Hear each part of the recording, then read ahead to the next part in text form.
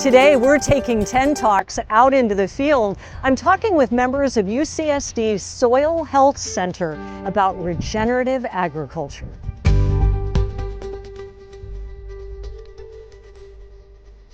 We're at Coastal Roots Farm up in Encinitas. This is a Jewish family farm that supports local community development by providing food free to the point of need to thousands of people in the local area, right?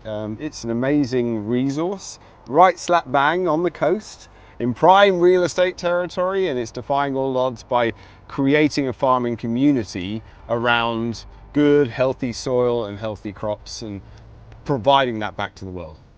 It's regenerative farming here? Absolutely. They use a variety of different methods, but it's all regenerative farming practices, all organic, enabled, using the soil itself to grow the crops rather than trying to put too many inputs in to change the cropping structure. It's an incredible opportunity to derive new agricultural techniques and to test new things. That's where we come in. As a scientists, we, University of California, San Diego, created this Soil Health Center led by Sarah Allard that's changing the frontier for agricultural development across the United States by using microbiology in the soil to open up new avenues for fertilizing, for control, for manipulation, so that we can use the soil to grow healthy crops, and we don't need any chemicals or inputs to drive that. You're a microbiologist, so this soil health project that you have with UCSD are you literally like putting good bacteria in the soil? Explain what you guys are doing. Just like a human would take a probiotic. I mean, you take probiotics, I take probiotics, right? These are little bugs you can get in a little pot, and we take them and they help to regulate our gastrointestinal health, our physiological health. Our soils need the same thing. We've been degrading them pretty badly for at least 120, 130 years. Everyone remembers the Dust Bowl from the 1920s, 30s era. We didn't really learn from that practice, and so a lot of our industrialized agriculture is making our soil kind of monoculturally dead. So we're working on strategies to add that microbiology back in, add soil probiotics back into that environment, re-strengthen the soil, make it healthy again, make it productive, give it the opportunity to be alive and thrive in a world where normally we'd be relying on chemicals to stimulate that activation. We don't need those anymore. We can regrow the soil with soil probiotics. So it would be fewer fertilizers, but fewer pesticides if we could get it in the soil. Yeah, we are talking about microbial solutions to everything. So biocontrol, controlling the growth of parasitic fungi or pathogenic organisms, but also, making sure that the crop itself is healthy and thriving in an alive and viable and resilient soil system. The soil can be very problematic, right? You can take soil and it can become friable and sandy and loose. But if we add bacteria back into that, it can become loamy and rich and alive and have that wonderful aroma to it. And that's the soil we want. Interesting, on this farm, the topsoil is all sand. Yeah. Right? And we can support the soil productivity in this environment by adding bacteria back into this environment and allowing that soil to become productive without the need for fertilizers. And fewer pesticides, which is so Absolutely. important. But it would also drive nutrients back into the soil too. Yeah, the soil needs to be alive, it needs to be thriving. Those microbes are the ultimate chemists. In your body, they do a lot to help to regulate food production and food change so that our body can take the right nutrients out of our food. They do the same for the plants in the soil. They help to change over all those nutrients and drive them forward so that the plant can get the right kind of food out of the soil. And interestingly, they help to control pests and pathogens by regulating all of the nutrients and chemicals and small metals like iron to make sure that the pests and the fungi can't get at the plant. They do that in synergy. They've evolved over hundreds of millions of years with the plants to figure out a way of making this relationship work. If we work with that microbiology, not against it, we can change the entire face of agriculture in the US. If we don't change what we're doing with our soil, What's the future? We are already seeing significant declines in productivity in agricultural systems across the United States. Significant declines, and that's happening around the entire world. We're already seeing about 50% of our soils show some level of degradation. We estimate by 2050 that's going to be up to 80 to 90% of our soils with degradation. Degraded soils don't produce good crops. The crops have less nutrients in them, the crops don't grow as well. We need to put more chemicals in there to boost that productivity, and that's just an endless cycle. So we are in a situation where we can keep drugging our soil to make it produce more and more up until a point where it can't be drugged anymore, or we change our practice and we put in place incentives at the government level to support the use of biological solutions. Microbiology will save the world. Biological solutions to change that entire paradigm.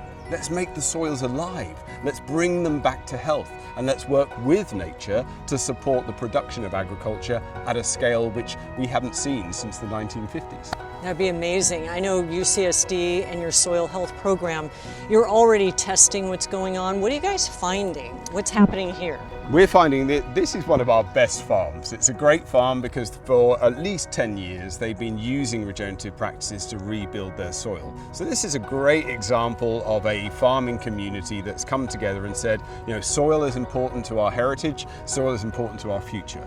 And they're using mechanisms to add biological material back into this soil environment, and this is food for bacteria and fungi. They will munch this up in the soil and they'll use it to generate new nutrients to fuel the crops. But we found that we can add new organisms into this system and accelerate its productivity, make it even more productive on top of this biological solution to ensure that the cropping system can provide food for everybody in the community. Imagine boosting productivity by 50% just with a microbial probiotic. It's amazing. And we're talking the difference as we move forward in human health. Yeah, I mean, a healthy soil and a healthy environment makes for healthy people. On this farm, they bring children in here on a regular basis to allow kids to experience what it is to live and work in a place with rich soil, rich heritage, right? That to me is incredibly important. This is an immunostimulatory environment. I mean, it's actually changing the children's immune systems so that they can stay healthier and fitter. They can fight off more bugs. They can have less inflammatory disorders like food allergies. They can be more cognitively developed. I know that sounds crazy, but healthy soils generate healthy brains. So having the opportunity to allow children to interact with this environment can have profound long-term implications to their health. That's been studied. You have studied that throughout the world. We've shown that in multiple locations. We have research teams across the world, including our own, that have done actual blinded trials where we take children and we say, hey, play with that soil, or hey, play with this soil. If they play with the healthy soil, their immune systems are dampened down. They have improved reduction in inflammation. They have improved metabolic health outcomes. Their brains are functioning better and they're more cognitively able. We've shown that categorically. Oh, that's amazing. And we haven't even mentioned what it would do for the climate. Yeah, I mean, a healthy soil drags down all that carbon and it locks it away underground, right? So we could reduce the amount of carbon dioxide in the atmosphere while also promoting agriculture. Farmers are our number one asset for fighting climate change, which is also the number one threat to the farmers' productivity and their bottom line, right? If you want to have a profitable farm, you need that farm to be producing product, and you want to reduce your input so you're not putting as much money into your farm, but you're getting as much money as you can out the other end. But the byproduct of that, the side effect of that, is to make that farm a fight against climate change, which will significantly improve their ability to have a resilient farm and a more productive farm for their children and their children's children. That's amazing what it just takes out of the atmosphere. The soil just draws it in. And look at how much land we have all over the world if we just did this. If we did it in just America, China and Europe, just those three areas, those three large country groups, we would be able to drive as much carbon sequestration into the soil as almost 7 times the amount of carbon offset requirements that are currently mandated by governments all around the world. That's just 3 countries. That's just the agricultural land. This is totally achievable if the governmental will is put in place to allow farmers to make that change. That's through incentives. That's ensuring that they say, hey, we want a resilient farming system. This is a national security issue, right? If we can't produce enough food, we become reliant on imports. That can't happen, especially in a changing world. So we need to make sure that the governments, both at Sacramento and over in DC, are listening to us and allowing us to put forward these solutions, which are proven, to facilitate change in our agricultural system. Wow. What else do you want us to know? The world is going to change. I don't know. This is. You're changing it. That's for sure. To us, this is a closed loop system, right? As you said, human health is linked to environmental health, is linked to everything. I work at one of the world's greatest oceanographic environments. All of our fish stocks along the coastline all start with baby fish growing up along the coast, right?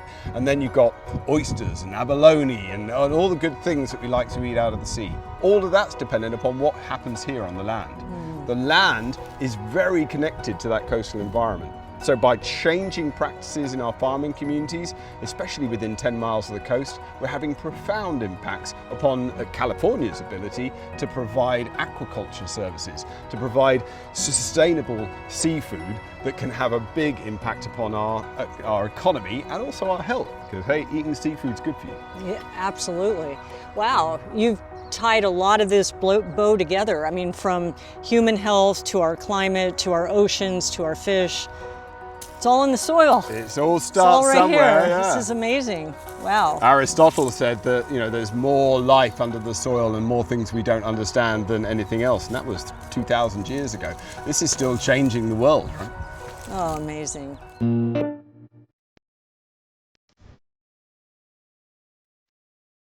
Sarah, it's amazing what you're growing here. Tell us your role here and your title with this project. Well, it's so wonderful to have you here. I'm Sarah Allard. I'm the Executive Director of the UC San Diego Soil Health Center. We've been collaborating with Coastal Roots Farm for the past 2 years with our research on the role of microorganisms in supporting plant growth and reducing the inputs needed to grow enough healthy food for our country. So we're growing tomatoes and lettuce and other crops and adding microbial communities, studying their impacts on the plants, on the other microbes in the soils, as well as on the nutrient cycling and carbon storage below ground.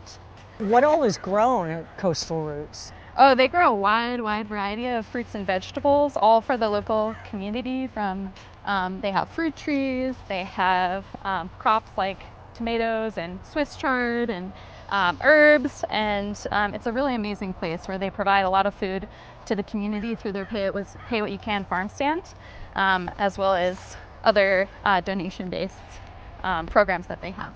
And UCSD is bringing students out here through your project too. Absolutely. It's really important as part of the Soil Health Center to bring students out to have hands-on experience on the farms and also to get to learn from farmers and other agricultural professionals from the vast amount of knowledge that they have about agricultural systems and about soil. We also have a social science arm of our center where we're really working to have a framework by which we can understand the perspectives of people who work closely in agriculture, like farmers, and what healthy soils mean to them. How do they feel about implementing new technologies? What is their perspective on microbial communities that are already in the soil or that are being added to the soil? And that's incredibly valuable to our research to integrate those relationships as we're doing our work in the lab and in the field. Tell me just how important it is that we all learn, whether it's students, farmers, people in general, that we learn the value and the importance of our soil and our soil being rich and dense with nutrients and needing fewer pesticides.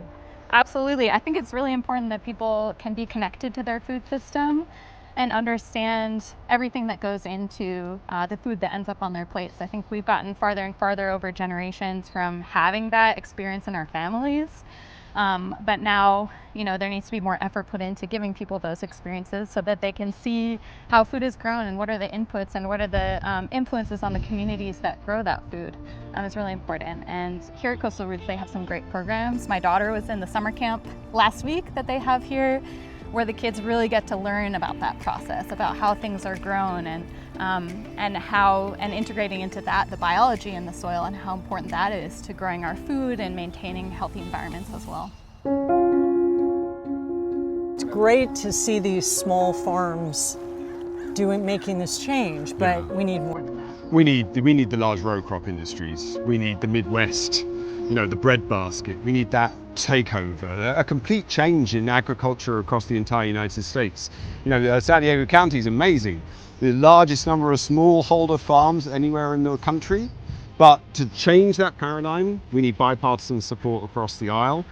Yesterday, we had an executive order come out from the White House that basically puts in place a mechanism to facilitate the entire of the federal infrastructure pushing towards these kind of regenerative microbiological solution strategies. So we have the power of the federal agencies. We have California excited about driving these forward. That will be pushing for a rapid change in industrial scale agriculture. And that's what we need. Right time, right place, right solution. And we need that help for sure. We need that help. The only way that help's going to function though is if we have the right kind of incentive structures in place. Therefore we need federal bills in place to facilitate that drive and that change.